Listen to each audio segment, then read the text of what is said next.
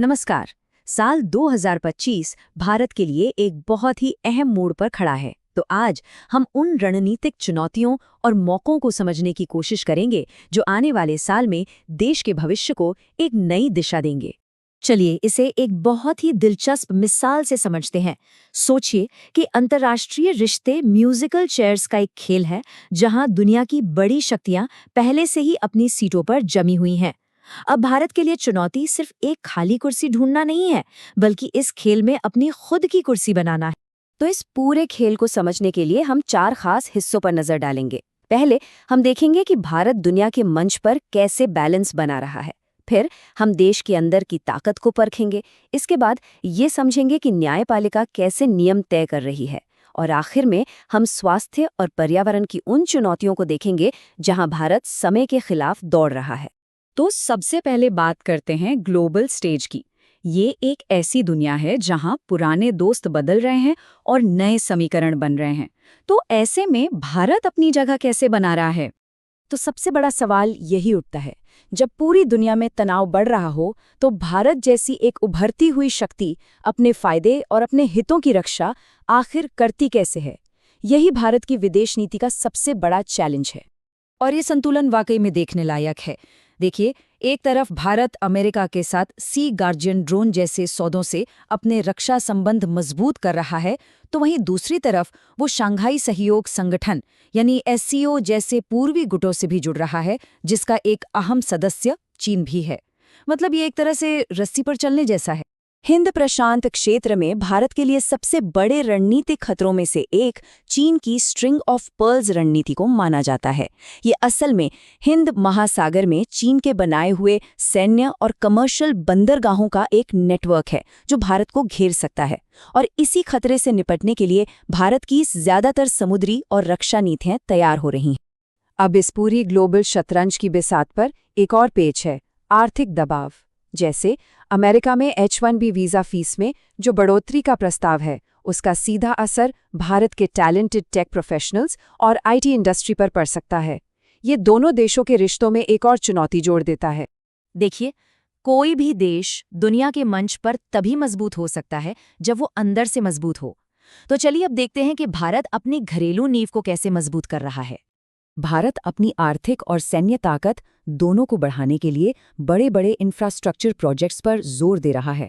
इसमें रणनीतिक तौर पर अहमियत रखने वाली सुरंगें हैं, सीमा पर सड़कें हैं और बड़े बड़े बंदरगाहों का निर्माण शामिल है। ये सब मिलकर देश की रीढ़ की हड्डी को मजबूत कर रहे हैं। आर्थिक मोर्चे पर एक और बड़ा बदलाव जो प्रस्तावित है, वो है टैक्स सिस्टम का सरलीकरण। अभी जो कई तरह के जीएसटी स्लैब हैं, उन्हें कम करके 3 स्लैब बनाने और सिगरेट या लग्जरी आइटम्स जैसी चीज़ों पर एक नया सिन टैक्स लगाने का प्रस्ताव है। इसका मकसद सिस्टम को आसान बनाना और सरकार की कमाई बढ़ाना है। आर्थिक सुधारों का असर सिर्फ बड़ी बड़ी कंपनियों पर नहीं, बल्कि आम लोगों की जिंदगी पर भी दिख रहा है। इसका एक बड़ा उदाहरण है ग्रामीण रोजगार गारंटी योजना। इसके तहत काम के जो गारंटी दिन हैं, उन्हें 100 से बढ़ाकर 125 करने का प्रस्ताव रखा गया है। और बात सिर्फ दिनों की नहीं है, इस योजना का नाम बदलकर पूज्य बापू ग्रामीण रोजगार योजना करने का भी प्रस्ताव है। ये सिर्फ एक नाम का बदलाव नहीं है, बल्कि ये महात्मा गांधी के ग्रामीण आत्मनिर्भरता के विजन से जुड़ने की एक सांकेतिक कोशिश भी है। अब देखिए, जब कोई देश इतने बड़े बदलावों से गुजर रहा हो तो कानून और न्यायपालिका की भूमिका बहुत बहुत ज़्यादा अहम हो जाती है। तो अब हम ये देखेंगे कि भारत की रूल बुक यानी उसका कानूनी ढांचा इन बदलावों पर कैसे रिएक्ट कर रहा है। एक सवाल, क्या कविता लिखना एक जुर्म हो सकता है? ये सवाल सीधा सुप्रीम कोर्ट के सामने आया और इसके जवाब में भारत में बोलने की आज़ादी के मौलिक अधिकार पर एक ऐतिहासिक फैसला आया। अपने एक बहुत ही अहम फैसले में सुप्रीम कोर्ट ने ये साफ कर दिया कि व्यंग और कविता ये संविधान के तहत मिली बोलने की आज़ादी का ही एक हिस्सा हैं। ये फैसला देश में अभिव्यक्ति की स्वतंत्रता की सीमाओं को और मजबूत करता है।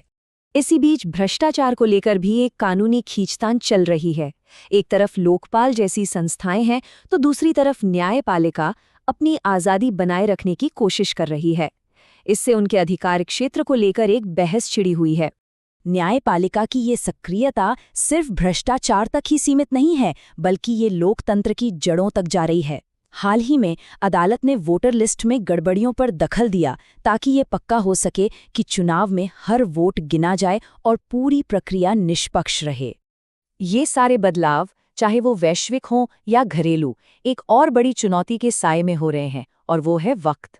अब हम उन 2 सेक्टरों पर ध्यान देंगे जहां भारत सच में समय के खिलाफ एक दौड़ लगा रहा है: स्वास्थ्य और पर्यावरण। ये टाइमलाइन दिखाती है कि दबाव कितना ज्यादा है। एक तरफ 2025 तक टीबी को खत्म करने का राष्ट्रीय लक्ष्य है, दूसरी तरफ 2029 तक दुनिया के 1.5 डिग्री सेल्सियस ग्लोबल वार्मिंग की सीमा को पार कर जाने का अनुमान है। ये घरेलू और वैश्विक दोनों मोर्चों पर एक बहुत बड़ी चुनौती है। पर्यावरण के मोर्चे पर जो सबसे बड़ी रुकावटें हैं, उनमें से एक है थर्मल पावर प्लांटों से होने वाले प्रदूषण पर काबू पाना। ये प्लांट वायु प्रदूषण की एक बड़ी वजह है और इनसे निकलने वाले धुएं को कम करने वाली टेक्नोलॉजी लगाने में जो प्रगति है, वो काफ़ी धीमी रही है। ये एक गंभीर चिंता का विषय है। स्वास्थ्य के मोर्चे पर भारत टीबी को खत्म करने के अपने बड़े मिशन में जीनोम सीक्वेंसिंग जैसी एकदम नई टेक्नोलॉजी का इस्तेमाल कर रहा है ताकि 2025 के लक्ष्य को हर हाल में हासिल किया जा सके। और ये हमें वापस हमारी शुरुआती मिसाल पर ले आता है। म्यूजिकल चेयर्स के इस ग्लोबल खेल में भारत अपनी कुर्सी कैसे बनाएगा?